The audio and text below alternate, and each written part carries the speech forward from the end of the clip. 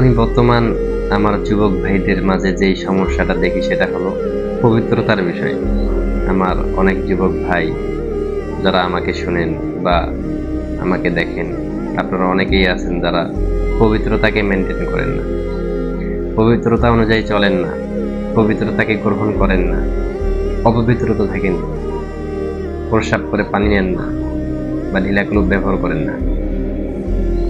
এটা কি ভাই? আপনি না মুসলিম ঘরের সন্তান, আপনি না মুসলিম ঘরের সন্তান, আপনি না নিজের নামের শুরুতে লেখেন মুহাম্মদ, যেই নামের পবিত্রতা স্বয়ং আল্লাহ তাআলা। প্রিয় ভাই, আল্লাহ তাআলা বলতেছেন ওয়াসিয়াবাকা ফাতাহহির, কোরআন কারিমে সূরা মুদাসসির আয়াত নাম্বার 4, আপনি সার্চ করলেই পাবেন। সেখানে আল্লাহ তাআলা বলতেছেন আপনার পোশাক পবিত্র করুন, আপনার পোশাক, সিয়াবুন মানে পোশাক, আপনার পোশাক পবিত্র করুন। আবার রাসূল সাল্লাল্লাহু আলাইহি সাল্লাম বলতেছেন লা তুকবালু সালাতুন বিগাইরি তাহারাতিন, তাহারাত ছাড়া নামাজ কবুল হয়,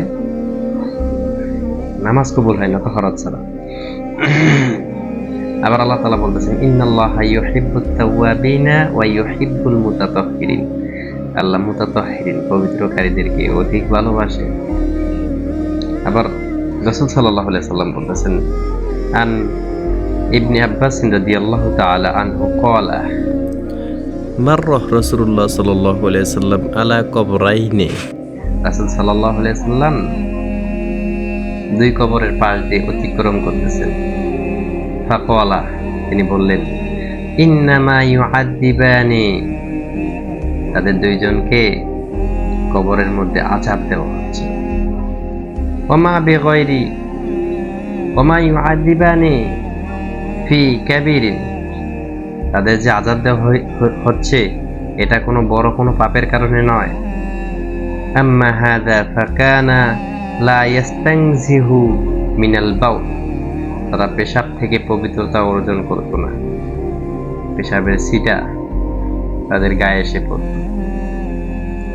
এটা কিন্তু আমরা করে থাকি, আমি অনেক ভাইকে দেখেছি।